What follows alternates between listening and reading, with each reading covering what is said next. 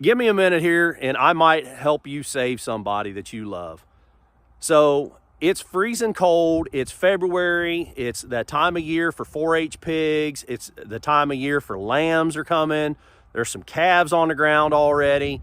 It's the time of year where it's so cold that that boiler don't keep up all night, and you got to sneak out and feed that boiler sometimes in the middle of the night. And you know what? We all do it. You got to check on a greenhouse or something, middle of the night, you got new plugs in, maybe that furnace ain't so great. Let's keep an eye on it every now and again. So what do? It's middle of the night, 2 o'clock. You don't want to wake nobody up. You grab your jacket. You probably didn't even put a shirt on. You throw your Carhartt on. You probably grab a hat. Maybe you don't. You didn't put no socks on. You just slid your boots on. And you might even be in a pair of shorts right now because you're only going to be outside for a minute. But what if you ain't?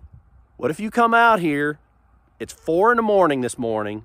I'm standing over at some family member's house. It's 4 in the morning. They got new plants in. They got more plants coming, plugs today. She thinks, I better go check on that greenhouse to make sure the furnace is working. She could have been run out and check the cows. This could have been somebody run out to the barn and check the sheep. Could have been somebody run out and check the wood boiler. She come out at 4 in the morning. She did what we all do. You just throw a coat on. Don't put no clothes on, hardly. I mean, you put your coat on and you grab your boots. She normally don't keep her cell phone in her pocket.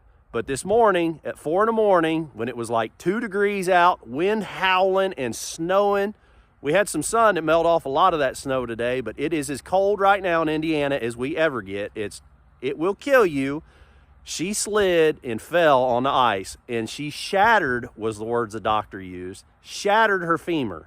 And she couldn't get up. She couldn't have saved herself if she had to.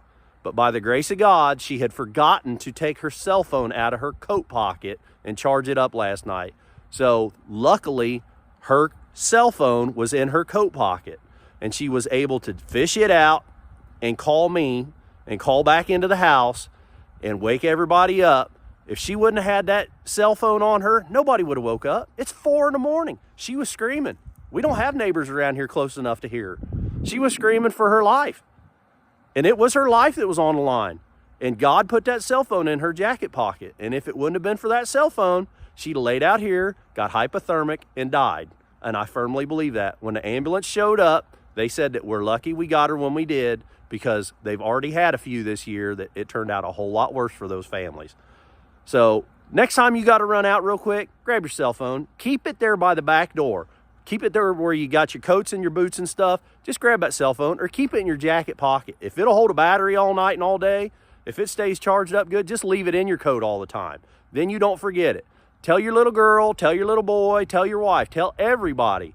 Grab a cell phone. If the kids ain't got a phone, grab dad's phone, grab mom's phone. Before you sneak out, especially if there ain't nobody awake, you could lay out here 4, 5, 6 hours on this ice, 5 degrees, snowing, maybe you're in shorts.